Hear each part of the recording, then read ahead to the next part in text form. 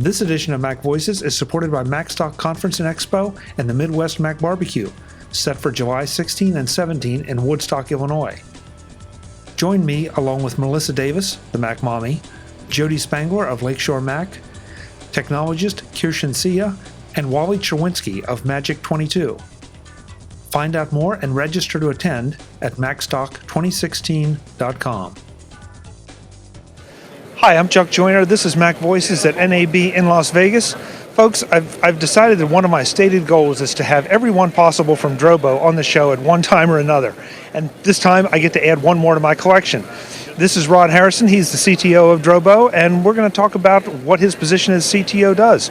Rod, it's good to see you. Hi, Chuck. I'm good. Glad to be here. I'm delighted to have you because as CTO, you're one of the guys that makes sure that it all works, and Drobo really works well.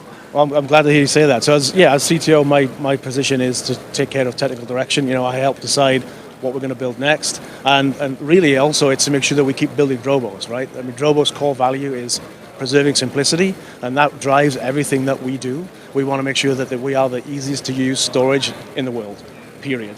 And so one of my roles is to make sure that we keep doing that we don't creep in things that people don't really need, 1,000 little features that are just really complicated that you don't want. So that's a very important part of my role. It sounds like one of my major complaints with a lot of software is people adding features that you really don't need. Exactly. It's very easy over time to let stuff creep in, and then before you know it, it's big and it's complicated and it's bloated and you just don't need it. And you're like, why is it doing this anymore? You lose sight of what the important thing is, which for us, like I said, our core mission is preserving simplicity. So. And with that core mission, yet you don't just go for the consumer market or the small business market, you're also working toward the enterprise space as well. I'm curious how that plays in environments where people tend to have a lot of specific needs that they want to impose on you and your product. Yeah, well, it really saves them time, right? So when you have a very easy to manage storage array, that what we're giving those guys back is time. They can go do other stuff for things that aren't so easy. And we have a lot of VARs, value-added resellers, that really value the Drobo because they tell me they're happy to go look at it once every 3 months, whereas other storage products that they support, they have to go check on it once a month or even once a week, and that's a lot of overhead for those guys. So they're just very happy to put a Drobo in, their customer, check it like literally 4 times a year, and they know it's just going to be there and it's just going to do its job. You have 4-bay Drobos, you have 8-bay Drobos. I'm kind of curious as to what, at the enterprise level, what they like the most. Obviously, they want more storage, and it cuts their prices down, I think, per terabyte if they get a bigger box. But do they ever resist that, or is it something they just want you to build a 16-bay Drobo? Yeah, so they really just know exactly what they want in terms of capacity, and obviously Drobo is very expandable, so they understand that they can start smaller and grow as well. So typically we sell mostly the 8 bays and the 12-bay Drobo as well into the enterprise. Now, Mark Fuccio was on the show talking about some of the new software that you've developed, and I'm curious to see what the reaction has been to that, and what your reaction is as CTO when they said, this is what we want to do. Well, yeah, I mean, a lot of customers have been telling us for a while they need remote access. We didn't feel there was a really good way to do that, so we've held off. We've now found a way to do it that we think preserves simplicity, our core value again. And the reaction's been phenomenal. We've had a huge take-up in the last 10 days or so since we launched it. People are loving it, and there's been very little problems. So, yeah, we're very excited about it. And I probably did something I shouldn't have there.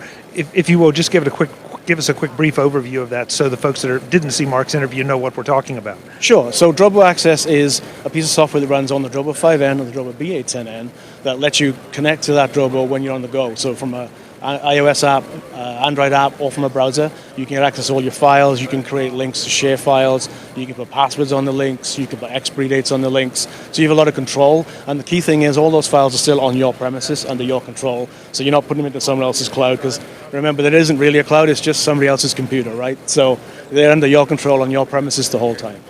That's a really interesting point that we all do forget. Yeah. We think of the cloud as something a little magical. Yeah. At the end of the day, it's a server sitting somewhere else. Absolutely. It's just somebody else's computer. Yeah. So the website, of course, is drobo.com. Anything that folks should particularly look at when they go to research a Drobo and decide whether it's for them?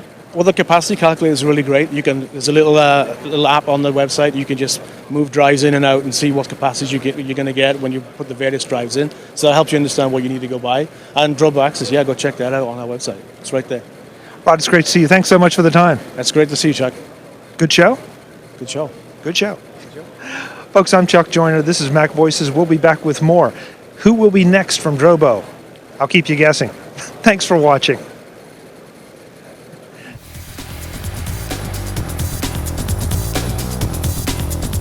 Visit MacVoices.com for links, show notes, to subscribe, to connect with Chuck on Twitter, Google+, YouTube, Facebook, LinkedIn, and the Mac Voices blog.